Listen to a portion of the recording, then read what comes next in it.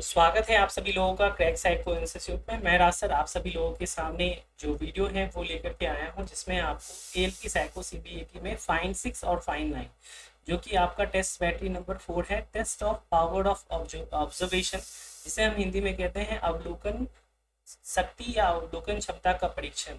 इसमें किस प्रकार आप 100% अटेम्प्ट और 100% एक्यूरेसी को प्राप्त कर सकते हैं।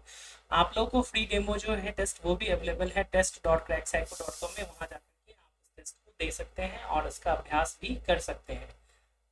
ये है जिसमें कि आपको लोको पायलट से रिलेटेड सारी चीज़ें बताई गई हैं। ये आपकी जो सिलेबस है ऑफिशियल ऑथेंटिक, उसके अंतर्गत test of power of observation के अंतर्गत जो हम टेस्ट की बात करें तो वो हम एक नज़र देखते हैं कि पहला जो टेस्ट है जो हमने कल की वीडियोस में बताया था आपको कि यस और नो, जहाँ पर कि आपको लेफ्ट साइड और राइट साइड डिजिट्स होते हैं और सेम प्लेस सेम डिजिट्स आपको सही जगह पे हो तो आपको उत्तर यस देना होता है, अदरवाइज आपको एन यानी कि नो देना होता है।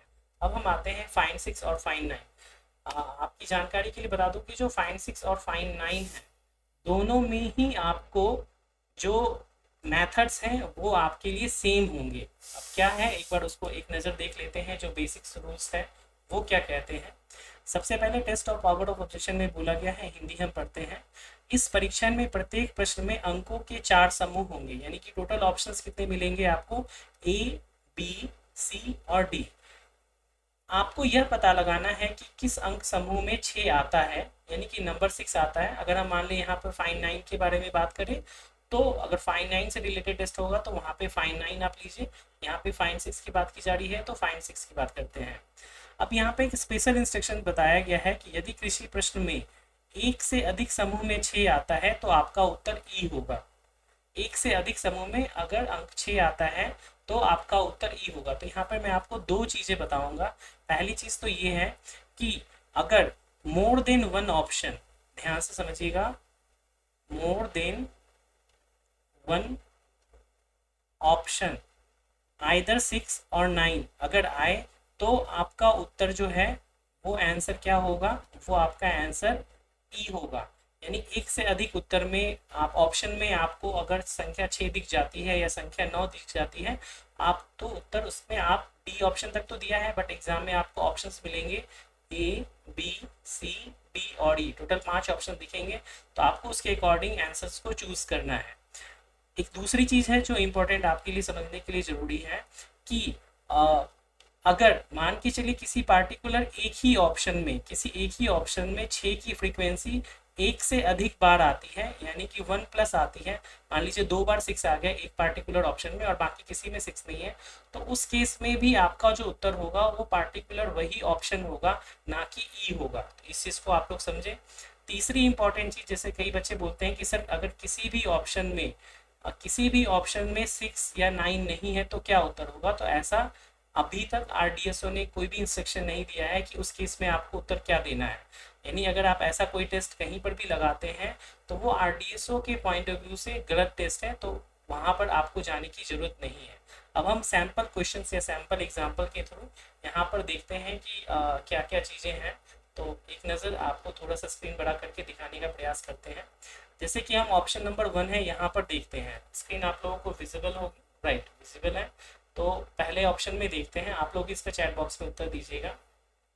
ऑप्शन ए में देखेंगे तो यहाँ पर 6 नहीं है, यहाँ पर भी 6 नहीं है, यहाँ पर 6 है और यहाँ पर भी नहीं है। तो इस क्वेश्चन का उत्तर जो होगा रेडियो पैटर्न के अकॉर्डिंग सी हो जाएगा।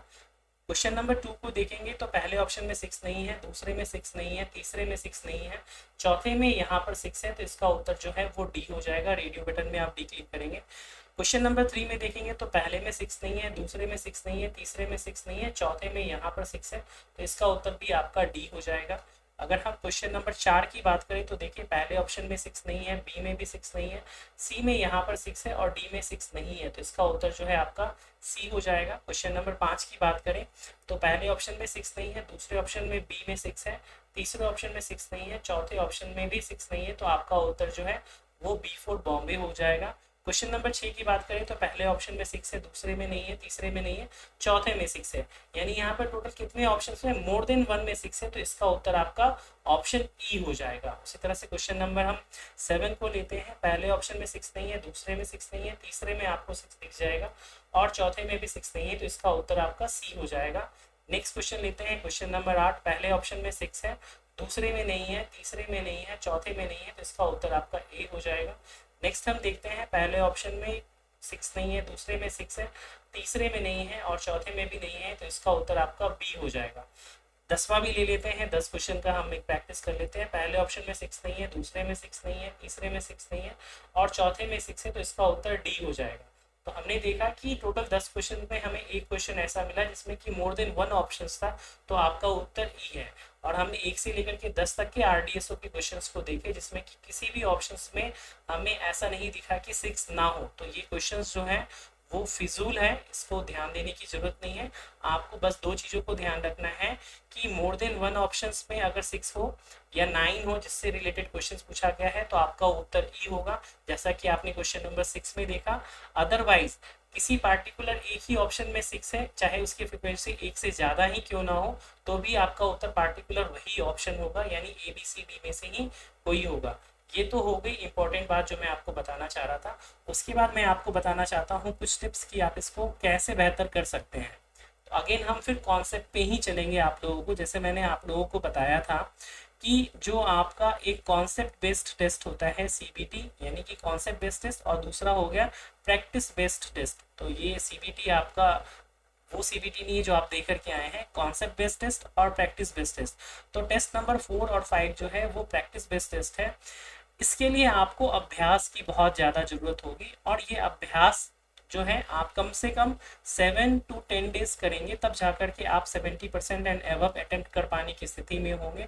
और अगर आपने 15 डेज प्लस का रेगुलर विद कंसिस्टेंसी आपने प्रैक्टिस की, तो आप सभी लोग 100% अटेम्प्ट के साथ होंगे। तो पहली चीज़ तो आपको अभ्यास इस प्रकार करना है कि आप स्लोली और ग्रेजुअली धीरे धीरे आपका ग्राफ ऊपर जाए। दूसरी इंपॉर्टेंट चीज़ ये है कि आप एक्यूरेसी की हम बात करें तो आपका जो एक्यूरेसी है वो 100% होना चाहिए फ्रॉम डे 1। किस चीज़ की बात हम कर रहे हैं? फ्रॉम डे 1, यानी पहले दिन से ही आप एक्यूरेसी को इंश्योर कीजिए कि वो आपका 100% हो। यानी आप अगर जितने भी क्वेश्चंस करें 30 के 30 करें तो 30 के 30 आपके सही होने चाहिए, क्योंकि practice makes a man perfect. और जो चीज़ आपके हैबिट में आ जाती है तो वो आप भूल कर भी भूल आपसे नहीं होगी। तो पहली चीज़ तो मैंने आपको बताया कि ये दोनों टेस्ट ऐसे हैं जिसमें आपको नंबर ऑफ क्वेश्चंस ज़्यादा होते हैं और उसकी तुलना में टाइम जो है वो कम होते हैं, और यही वाइस वर्सा आपका यहाँ पर होता है। तो ये तो आपके लिए अभ्यास के लिए बताया। अब दूसरी चीज़ ये होती है कि हम कैसे एक्यूरेट हो पाए, कैसे हम एक्यूरेट हो पाए। उसके लिए मैंने आप सभी लोगों को बताया हुआ है कि आप सभी लोग जो है भ्रामरी प्राणायाम को जरूर करें। भ्रामरी प्राणायाम को करने से आपका जो कॉन्सेंट्रेशन लेवल है और आपकी जो मेमोरी पावर है वो इंक्रीज होती है। ये तो आपके लिए एक बात होगी। दूसरी चीज़ जो है एक तीसरी टिप्स मैं आपको बताना चाहूँगा कि जो फाइन 6 या फाइन 9 में जो मोर कंफ्यूजिंग होते हैं ना, वो 6 और 9 को लेकर के होते हैं। क्योंकि 6 को आप देखेंगे और 9 को देखेंगे तो वो दोनों ऑलमोस्ट सिमिलर होते हैं इमेज, जैसे कि 3 और 8 जो होते हैं वो सिमिलर इमेज टाइप में होते हैं। तो आप इस पे केवल ध्यान देंगे तो आपके लिए चीज़ें आसान हो जाएंगी।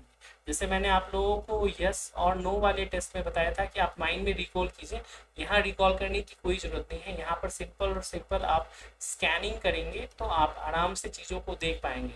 बट ये चीज़ यही है आप लोगों को, जो मैं आप सभी स्टूडेंट्स को बोलता हूँ कि आपका जो एम है वो कैसा होना चाहिए, तो वो अर्जुन की तरह होना चाहिए, जिनका कि निशाना कहाँ पर था। सपोज ये आपको एक फिश है, तो जो फिश में मछली की जो आंख है ना वहां पर ध्यान होना चाहिए।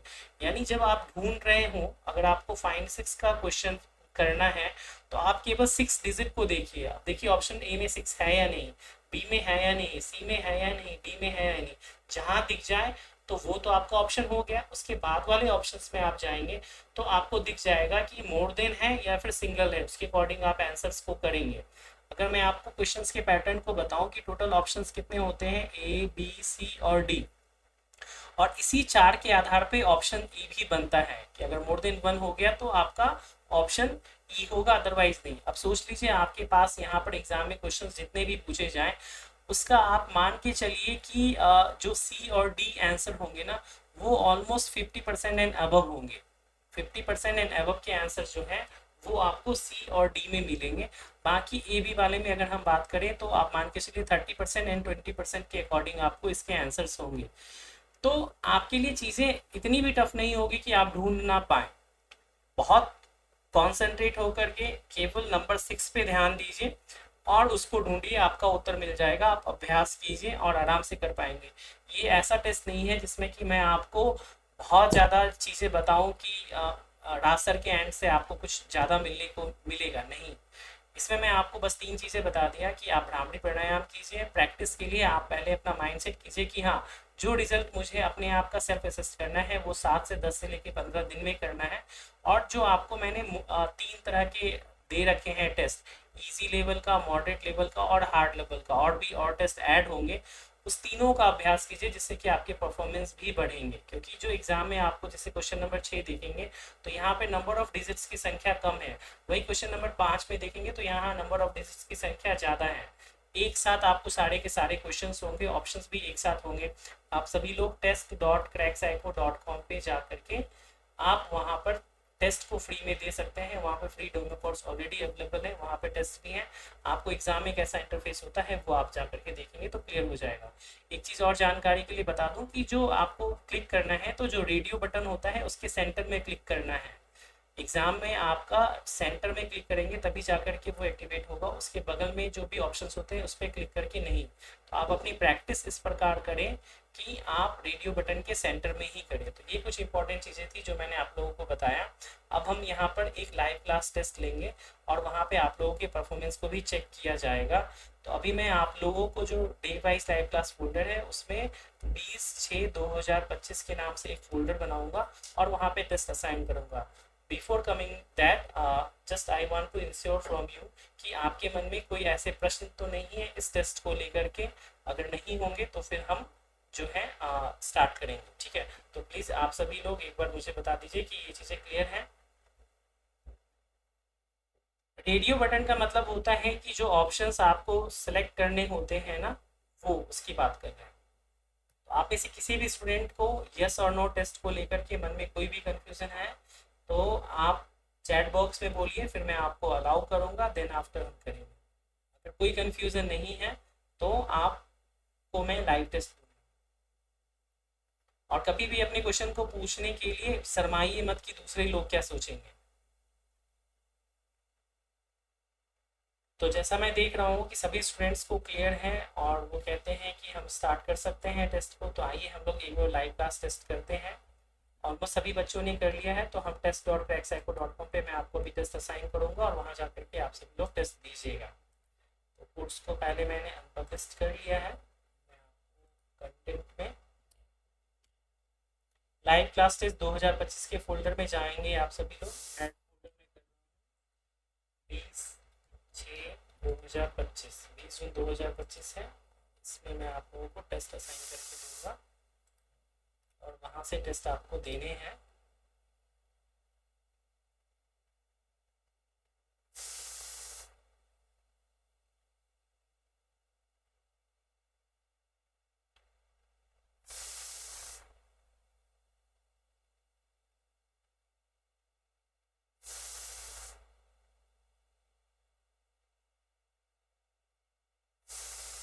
चलिए, तो एक टेस्ट मैंने असाइन किया है आप लोगों को और इसके 2 अटेम्प्ट आप लोगों को इसमें दिए हैं। अदरवाइज तो 15 अटेम्प्ट आप लोगों को दिया गया है। तो एक नज़र मैं आपको शो कर दूं कि वो टेस्ट आपको कहाँ मिलेंगे, ठीक है। आप लोग देख सकते हैं अपने स्क्रीन पे वो टेस्ट आपको कहाँ पे मिल रहे हैं। जी हाँ, तो विजिबल है आप सभी स्टूडेंट्स को।